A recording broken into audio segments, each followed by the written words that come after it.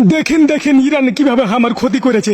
এখানে আমার একটা বকরি বান্ধা ছিল, এখানে আমার একটা গরু বান্ধা ছিল, সবকিছু ভেঙে চুরে একবার ফেলে দিয়েছে। আর গোয়েল ঘরখানটা উঠায়নি খুব। সালার বাটা সালা নেতানিয়াহু, তোকে মানা করনু যে ইরানের সাথে লাগতে চাস না, তুই হুদাই তুই ওর ঘরে বম ফেলে দিলে দে, তোর হারকে ঘর বাড়ি খেয়ে রে অবস্থা করে দিলে, সবখানি বিল্ডিং কে তুলাধুলা করে দেয় ইরান। হারে নেতানিয়াহু সালার বাটা সালা, তোর মাথা কি গাঞ্জা খেয়া থাকে যে তুই এরকম একটা আকাম করতে গেলি যে হারে দেশটাকে উড়ালি রে সালা। বিশ্বাস করেন আমি যদি আগে জানতে পারতুম যে ইরান আমার পাছাতে এইভাবে বাঁশ ঢুকে পেতো, আমি বাপের কালে ওর উপরে বম ফেলতে যাই তুমি না গো। আমি কে জানি যে এরকম একটা কাণ্ড ওরা ঘটিয়ে দিবে। সালা আমি সেদিনকে গাঞ্জা খেয়েছিল, মদ খেয়েছিল, তার মাথাতে কাজ করছিল না। সালা কোন দিকটা কি করতে যার দেশে বম ফেলে দিলু। আর ভারতের মুদিও আমাকে একটু কইলে যে তুমি ফেলে দাও, দেখছি বাকিটা দেখছি মুদি এদিকে গা ঢাকা দিয়ে দিয়েছে। সালা মুদি ফোন ধরে না আমার, আমি মধ্যখান থেকে একবারে ফেসে গেছি। এই আমেরিকার প্রেসিডেন্ট ডোনাল্ড ট্রাম্প সালা বড় মানির বেটাও কিছু কহে না কো, আমার একেলা মধ্যখান থেকে ফাঁসিয়ে দেয়।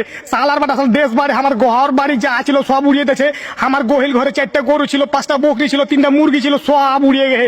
কিচ্ছু না, আমি লাস্টে জীবন নিয়ে বাঁচালে কেটে টাপিয়ে বেড়াচ্ছি। তো আজকে একটু বাড়ালছি তো দেখছি আমার দেশের অবস্থা তো একবারে কাহিল করে ছেড়ে দিয়েছি।